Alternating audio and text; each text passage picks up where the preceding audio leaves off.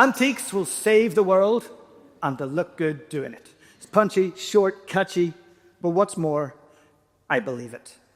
It seems like a tall order, especially for something that sits in Auntie's front room, that inlaid cabinet full of trinkets you weren't allowed to touch as a kid. How is that going to save the world? Well, I'm here to tell you that antiques are going to save the world, and they're going to look good doing it, and much more besides. First off, I have a confession to make.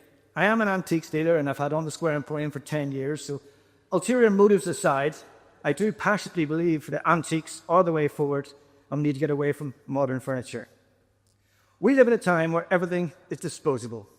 Products are built with a finite timeline. A finite timeline that is forever getting shorter.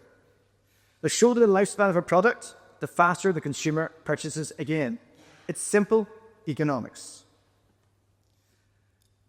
Now, Edison didn't invent the light bulb, but what he did do was he made it better. And he also made it easier to produce and cheaper.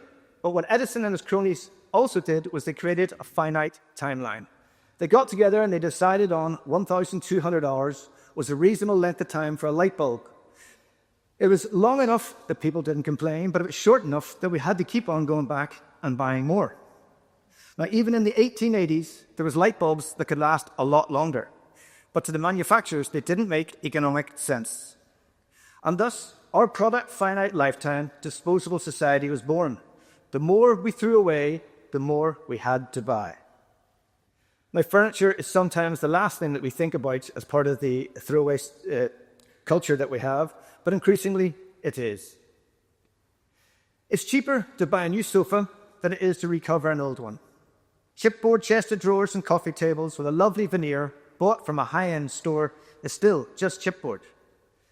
A few years and knocks and bangs and the joins and seams will start to go. And it's off the landfill. This is now what many people are coining fast furniture. So whenever I refer to fast furniture, which I will do throughout, what I mean is the majority of high street furniture. Most of it, from flat pack to high-end designer stuff, is made cheaply, whether or not it's sold cheaply or not. I love antiques, but even I can get led astray with the shiny new flat pack. And in my son Harvey's room, I bought a lovely, colourful chest of drawers. This is not actually Harvey, this is a stand-in. I just like the picture. But when you come to put it together, you get this little annoying nut and bolt thing that holds the front of the door on. So I assembled the drawers, and it took about a year before the front of the drawer fell off. And I screwed it back on again. I'm sure you've fumbled with one of these yourselves. But now it seems to be every couple of weeks, I'm having to tighten up that nut to hold on the door. Now, after 4 years, the whole thing is starting to get a bit wobbly. It's probably been jumped on by the children. The back right corner is starting to go. And, aforementioned front of the drawer is continuously falling off. It's coming to the end of its life. It's a chipboard. It's going to go to the dump and the landfill. Now, in my wife's bedroom, sounds a bit strange, I do sleep in there too, and all my stuff is in there, but somewhere along the line of the evolution of our family, it became Mummy's bedroom.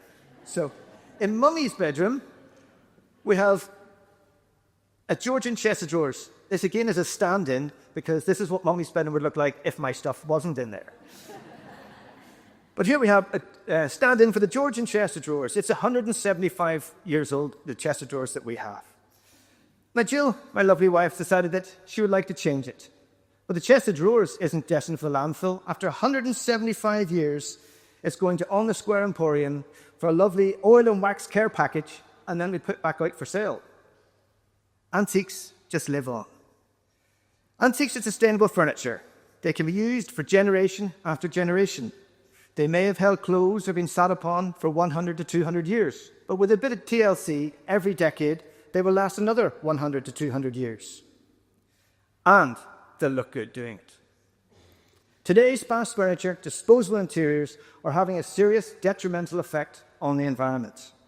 Let's have a look and compare in these unbiased graphics I have here. We have fast furniture on the left. So, fast furniture, look at that first. The fast furniture is cheap because it's mass-produced. It's made of low-quality materials. Chipboard and MDF use poor quality wood that's just squeezed and glued together, often using formaldehyde or paraffin wax.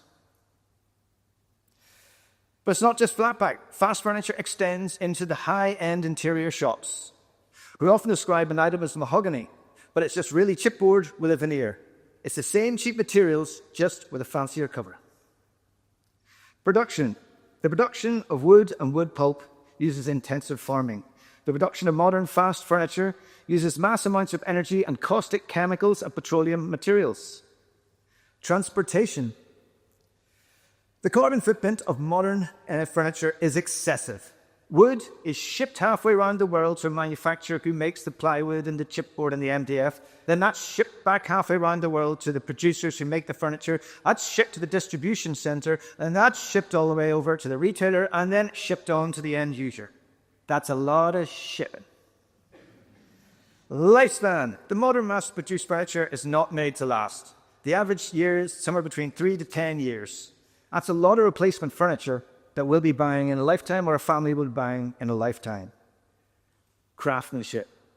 Even high-end, mass-produced furniture has no craftsmanship. There may be some good design, but anything with precision is machine precision. Flat pack's even worse. It leaves it up to us, and there's next to no the craftsmanship there.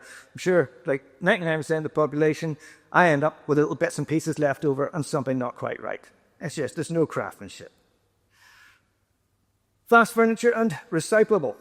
Modern fast furniture is not recyclable. According to the US Environmental Protection Agency, only 3% of flat pack is actually recycled.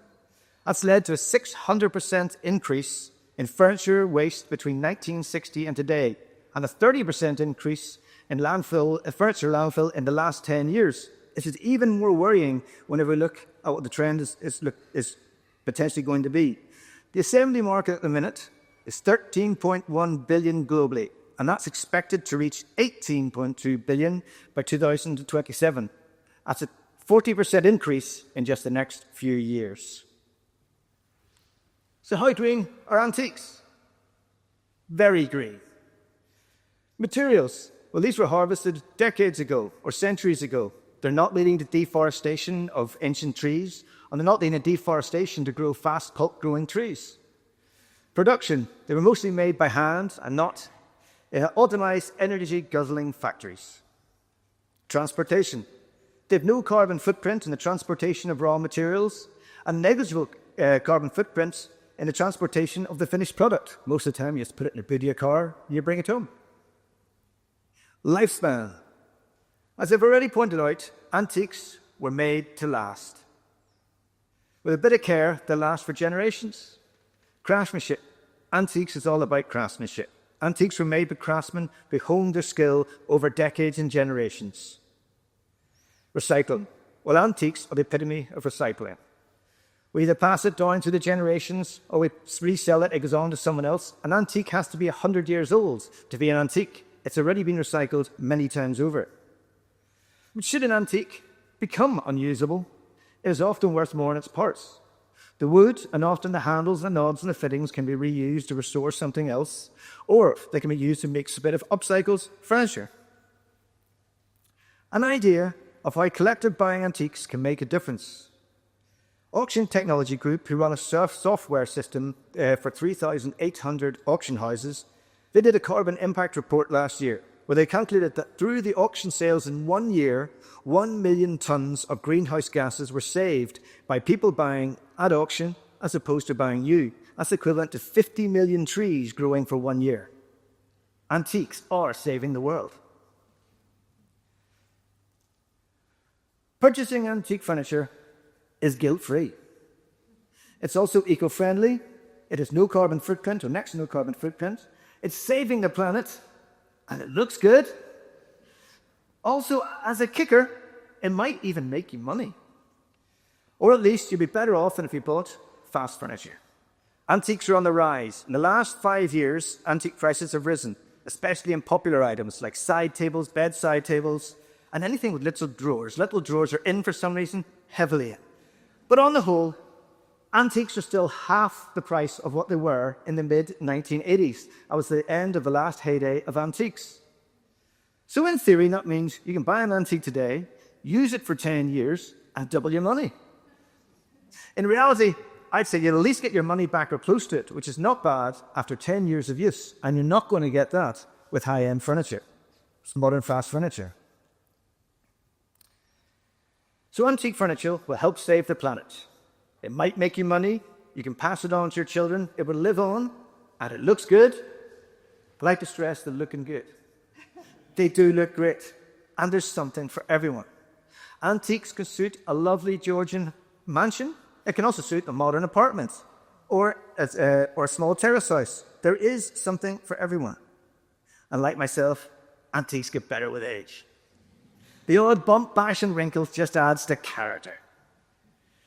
Even though as a kid you aren't allowed to touch Aunt Mildred's antiques, they do stand up to grubby kids' fingers, the odd crayon, or a wayward sticker. Patina. We often hear that word used in antiques. What is patina? It's just a build-up of years of touching, dirt, cleaning, and wax. The more patina, the more use, the more character. The same cannot be said for modern furniture. High-gloss finishes and veneers won't stand up to the test of time. They don't even stand up to grubby fingers and crayons, let alone bumps and bashes. Antiques are just a lot more forgiving. Antiques gives you a lot more range of choice. A lot of people don't think about it. Maybe it's just me. I regularly go around all the high street shops. I go to the furniture conventions. I see what's coming in the next season to keep on top of it, and everything just seems a bit samey. Once you delve into the world of antiques, you'll realize that there's a vast array of styles and woods and finishes available. We're talking 300 years of changing styles from all over the globe are available to you if you just shop around. And it's not all brown furniture. There's lovely, colourful, hand-painted Eastern Europe 19th century cabinets and chests, Louis XIV opulent gold furniture, there's Chinese silks and Persian rugs. These are all available at a quality you will not find in contemporary shops. But once you get the bug, you'll also realise that brown is the new black, and there's nothing better than a lovely piece of Georgian antique Irish furniture. Antiques also connect us to the past. We have a lovely oak chair sitting beside the fire. If you were to sit on something like that, even if the story is lost to us, we can imagine the people that sat in that chair before us, what went through their mind and what happened in their lives. It's a connecting to the past. There's an existential depth more than just a piece of furniture. Antiques can sometimes just work better. An antique chest of drawer, if you wax the runners once a decade, the drawers just run smooth and true. You can't say the same for modern furniture. Mechanisms will go. Oh, an antique chest of drawers are magical. They are. They're like a TARDIS. If you have an antique chest of drawers and a modern chest of drawers the same size, more pants and socks will fit in the antique one than the modern one. Nobody knows why. So am I saying we should just stop buying new furniture and only buy antiques? Yes. Well, it's a good start, and let's give that a go at onthesquareemporium.com. Slide to the next order. But there may not be enough antiques to fill all of our furniture needs. So if you do need to buy new, look for something that will become an antique. Something that's the same ethos as an antique. Something that will stand the test of time. Something that's made from solid wood. Something that's well crafted. Something with good joints and seams. And preferably get it from a local craftsman wherever possible. You don't have to use the same bit of furniture for decades. But as long as you buy furniture that stands a chance of being passed down and still used and cherished with other people and other generations, it will become an antique.